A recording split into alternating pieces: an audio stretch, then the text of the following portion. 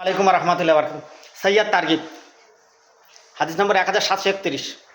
পীরে নবী হযরত মুহাম্মদ সাল্লাল্লাহু আলাইহি ওয়াসাল্লাম বলেছেন, যে ব্যক্তি হারামভাবে সম্পদ উপার্জন করে এবং হারাম উপার্জিত সম্পদ দ্বারা সে যেখানেই দান করুক না কেন সেগুলো সব একত্রিত করে তাকে সব সেই উপার্জিত সম্পদ এবং দানগুলো সকলগুলোকে এবং তাকে জাহান্নামে নিক্ষেপ করা হবে। হাদিস সৈয়দ তারগিব।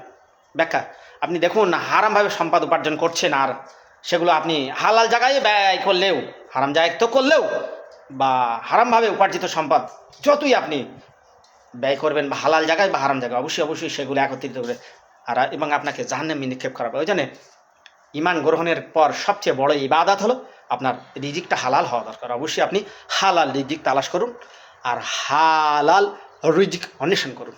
অবশ্যই মনে রাখা উচিত, ফরজ সালাতের পর সর্বোত্তম ইবাদত হলো হালাল রিজিক তালাশ করা বা হালাল রিজিক গ্রহণ করা।